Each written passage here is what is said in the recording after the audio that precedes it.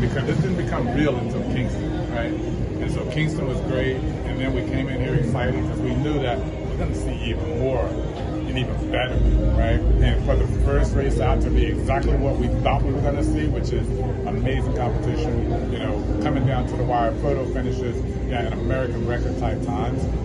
It was just like, yeah, you know, we knew we were right, but now everybody knows we're right. How special has it been in Miami, particularly, to see athletes competing in events that perhaps they're not quite used to, like Anna Hall, for example, this weekend? Yeah, Anna's a great story. We've had some amazing stories already only in our second slam. I mean, we got Walmart workers, we got, you know, UPS delivery, truck loading people, you know, winning $50,000 and changing their life. I mean, it's great. And then you got, Anna Hall coming over, you know, even thinking herself like, I'm not sure how I'm going to do here, but I'm happy to be here. And it was really cool for her after seeing in Kingston saying, hey, I got FOMO. We're like, okay, well, come on, you know. She gets here and has an unbelievable performance. Like, that's just the caliber of athlete she is. And again, I'm going to keep saying it, you're going to keep hearing me say it. She's one of the best in the world. You get the best against the best, you're going to get amazing performances, and that's what we got from her.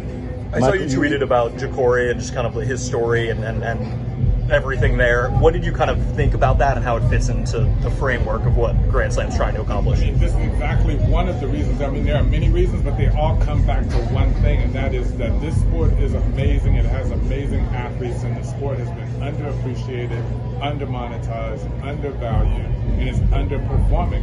And who are the victims of that? The athletes. So here you got a world-class athlete, one of the best in the world, running 43 seconds in the 400. It's not easy to do. Not a lot of people can say they can do that. And he's loading trucks, going to work at 4 a.m. Yep. That's insane.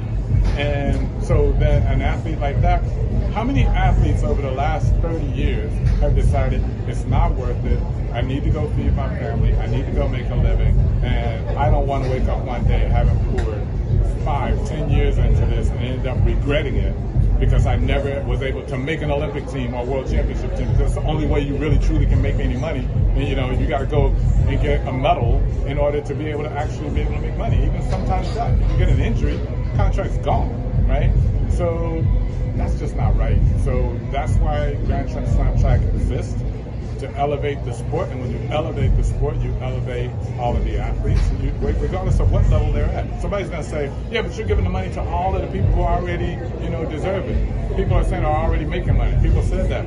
Ja'Cory wasn't making any money. He was working at UPS. Dylan's working at Walmart, right?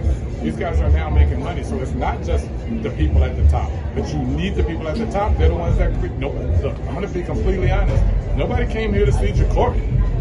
Right. Now they will. They didn't come here to see Ja'Cory. If we didn't have Sydney, if we didn't have Kenny, if we didn't have Gabby, if we didn't have them, nobody's coming, right?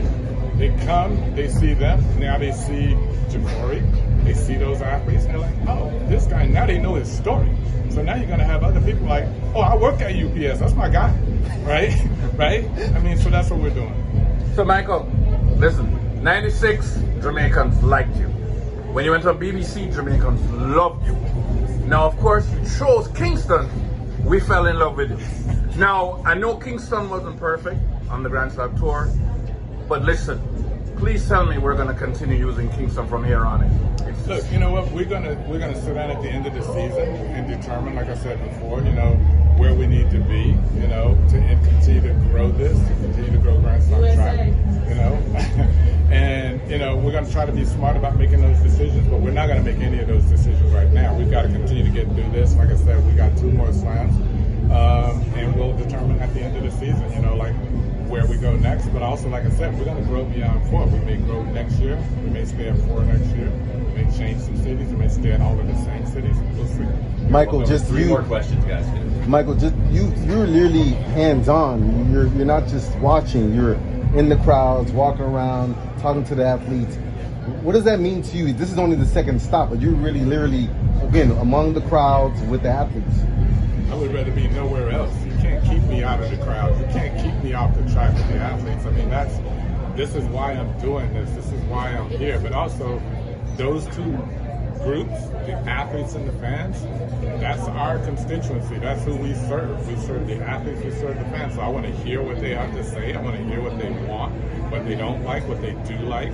And yeah, that's time for me to go.